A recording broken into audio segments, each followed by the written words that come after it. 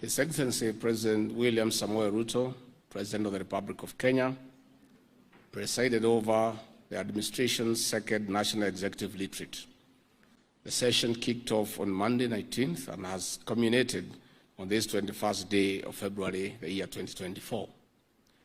The retreat is positioned on a unique governance tool within the overarching accountability framework that the administration has established to continually take stock of the progress being made to honor the social contract with the people of Kenya, as well as the implementation of the bottom-up economic transformation agenda.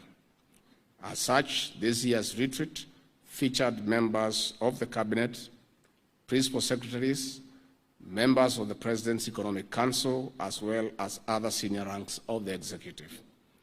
This year's convocation heralded new traditions and precedents that deepen good governance practices in public affairs.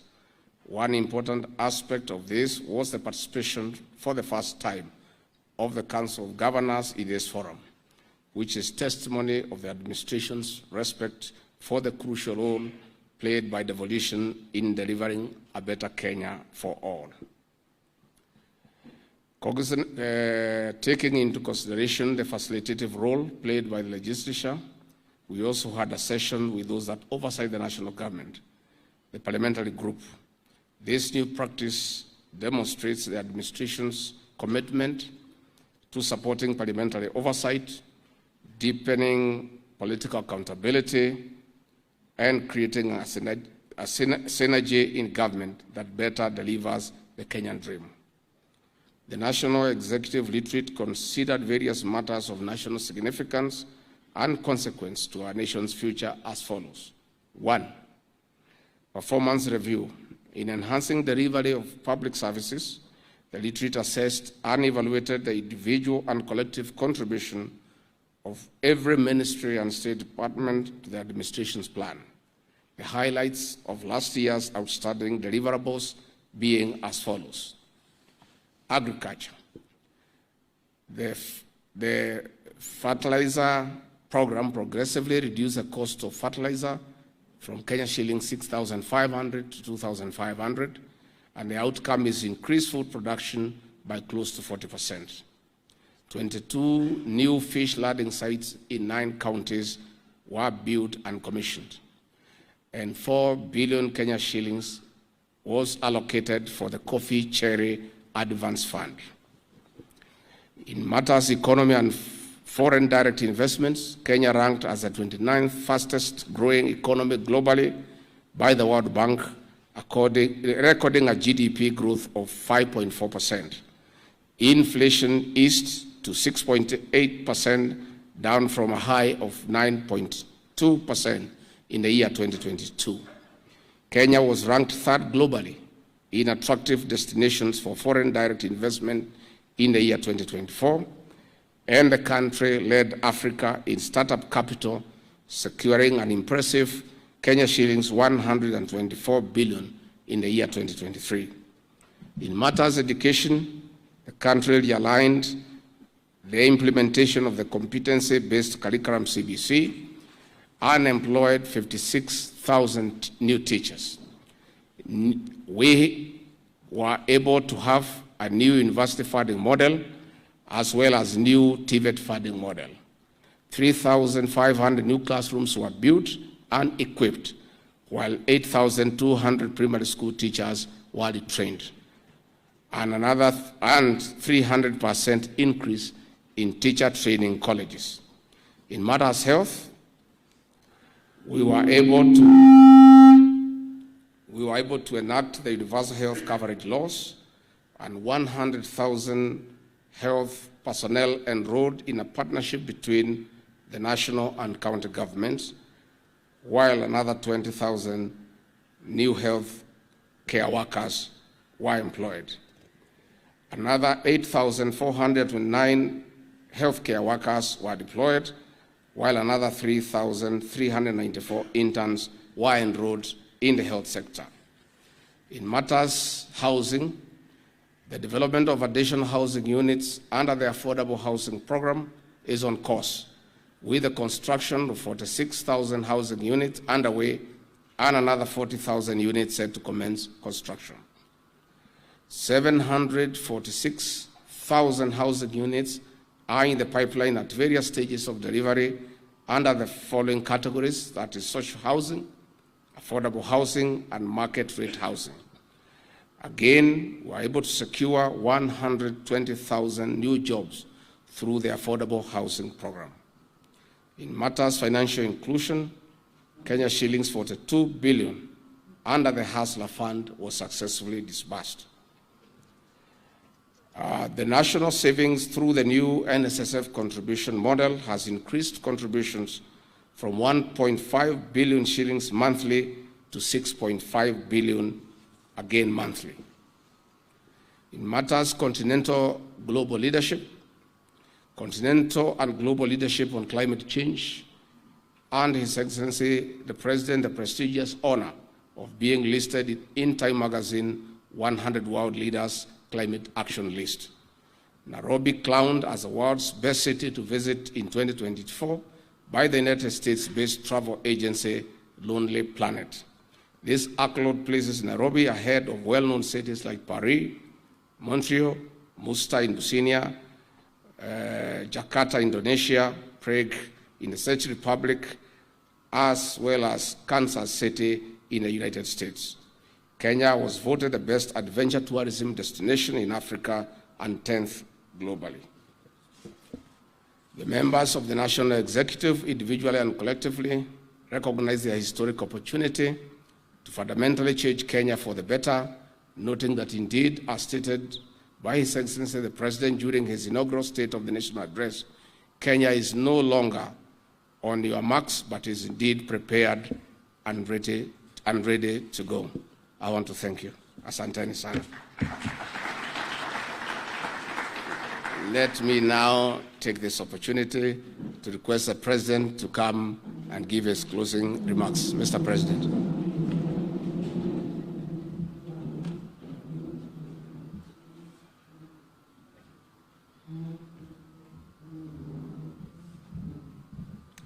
Thank you very much, Mr. Deputy President. Let's take our seats. Colleagues, leaders, as has been said ably by the Deputy President, we've come to the close of this second National Executive Retreat. This retreat is an important occasion for us to reflect on what we have done, to work on what we are doing, and to focus on the journey ahead.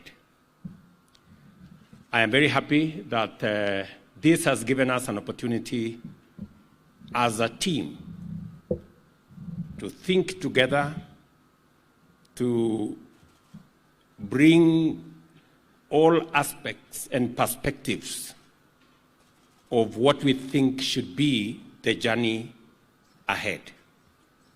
I want to thank the leadership of the ministers who are here for what the leadership they are providing in their ministries, the principal secretaries for the assignments they have, my team at the presidential team of economic advisors for the support they are giving all the state departments in the different assignments that they have.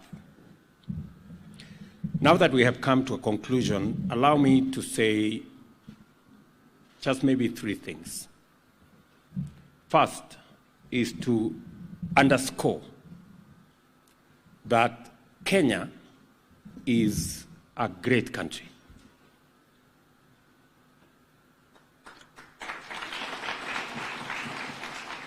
And it is something I wholly believe in, that Kenya is a great country. And we are a country of tremendous potential.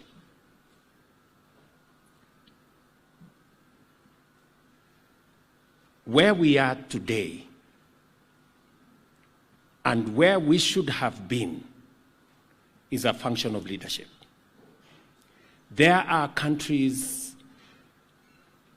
that were peers to Kenya a few years ago. Today, they are very well ahead of us. Examples are all over.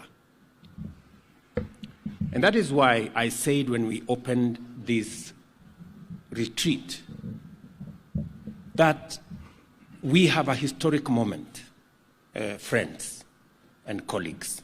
We have a historic moment to take Kenya to where Kenya should be. We are the leaders who will finally unlock the tremendous potential that our country portends. We have a great people, very hardworking population. We have innovative young population. We have a responsibility to make sure that we provide the leadership that will take Kenya to the next level. The challenge Kenya has always had, and we must make a difference this time round, is the challenge of leadership. Leadership. All of us must step forward. Myself as the team leader of this team, my deputy here, every cabinet secretary, every principal secretary must step forward and understand that we are the leaders of Kenya. And if Kenya is to go places, it is us to lead the way. That responsibility is a responsibility bestowed on us by the people of Kenya, and it is God who has given us the chance to lead this nation. I want to implore on each and every one of you to go out of your way. Let's make it business unusual and make a mark, make a difference in the ministry you are in, the State Department you are in. Make a difference. It is possible. I have been a member of parliament, I have been a minister, I have been a deputy president, and I know, and I can confirm to you, that government, well run, can do miracles. Yes. Government well run can do miracles. We have that opportunity to take our country to the next level. I am confident in the ability of the team we have here assembled, of cabinet secretaries and principal secretaries, to be able to get our government working in such a manner that we transform our country in our lifetime. And therefore, I want you to know that the real challenge Kenya has is the people to make decisions, the people to provide leadership. Each and every one of us must arm themselves to make the decisions that are on your table. It is by making those decisions that we will get the government of Kenya moving, and we will get Kenya progressing, and we will ensure the transformation of Kenya under our bottom-up transformation agenda. So, we have agreed. We have had wonderful presentations by different ministries. We've had wonderful presentations by different state departments. And as much as we have done well, we can do a lot more. there is a lot of room for us to do better than we have done.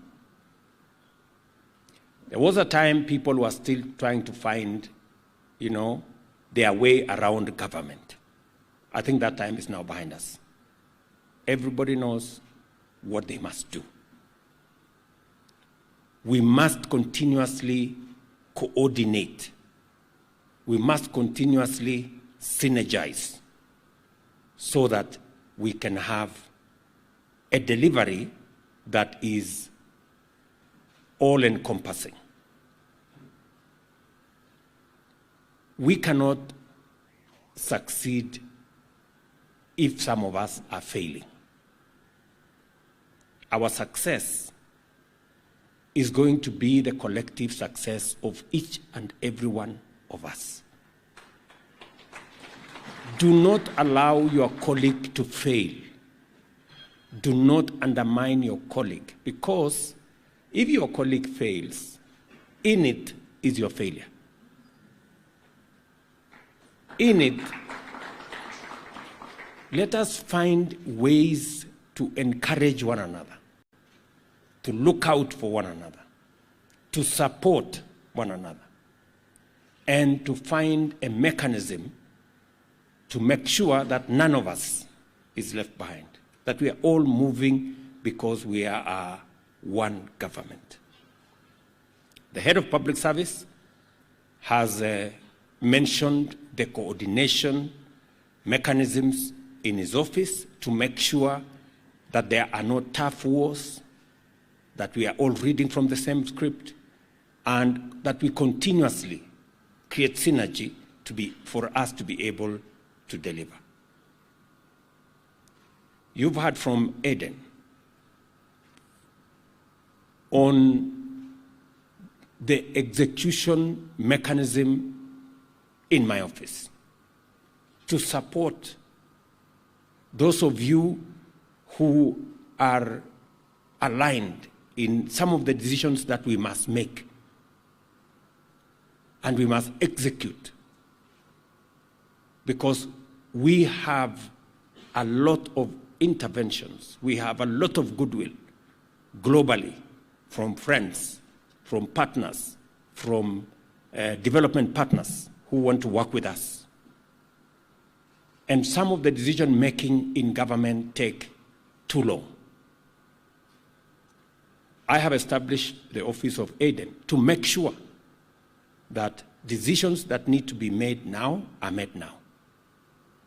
Because if we make the decisions that are supposed to be made now, tomorrow, or the day after, we may miss the target. So let us continuously work together in that manner. Again, let me tell you, colleagues, that we are the leaders, and the challenge is on us to provide that leadership. Finally, we must deal with the subject of integrity. I must repeat that there is no room or space or opportunity for this administration not to deal with corruption firmly, decisively, and conclusively. As you heard in the meeting we had with the legislators and all the other groups, every principal secretary, every cabinet secretary is responsible for the decisions they make. It doesn't matter whether somebody called you or somebody threatened you. Don't make the wrong decision.